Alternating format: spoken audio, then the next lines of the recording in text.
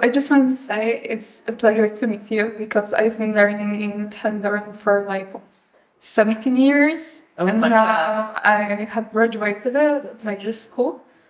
Yeah, and it's a pleasure. You're such a nice club.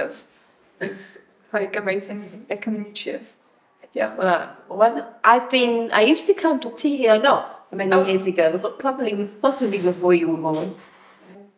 I want also to ask, who does the books? Like, who makes the books? Do you have like an influence in making the books, or you rather have some people make them?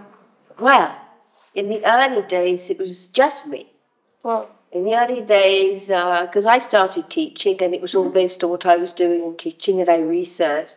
So in the early days, it was just me. Mm-hmm. And I wrote the songs, and I worked with a musician, and we recorded together. I know you have kids, right, who are musicians? Today, yes. Yeah, I know them. And when I started, it was just me.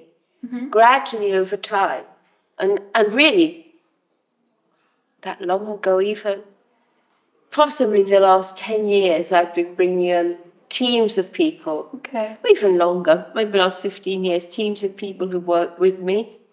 And today I have people who are much more independent in the writing, but I'm in at the beginning, okay, and the vocabulary and the checking and the last going over the books and what to put and what not to put and how and yes. And I'm involved from beginning to end of everything we ever do that's pedagogic.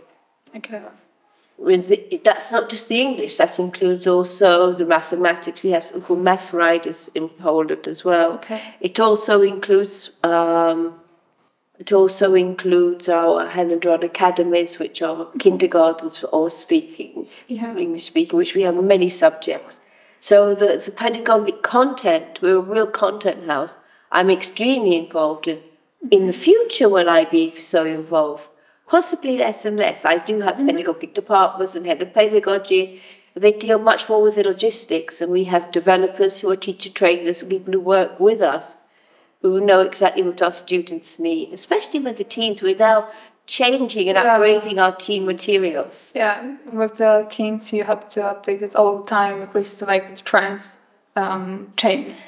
And like the view of the people, the perception is changing all the time. I think possibly much more what we're doing is, of course, it's going to be more updated and modern. The pedagogy is changing.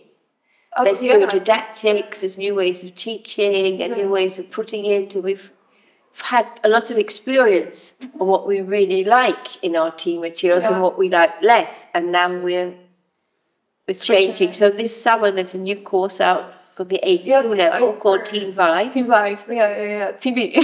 TV, Teen Vibes. Yes. Yeah, and then gradually every year we'll upgrade the next ones. Yeah, I remember last year when I was still learning here, our teacher had some new methods, and it was really nice to have it switched up with it. Yeah, it was really interesting. And something new, which is nice. I like things that are new. I like to explore. So it was really nice for me. It's to make the learning process easier and more fun for teens. Yeah. Because with the young kids, especially, they don't know they're learning. Now with the teens, it's more obvious you're learning. You're here to learn. You know why you're there. You know you're not there just to.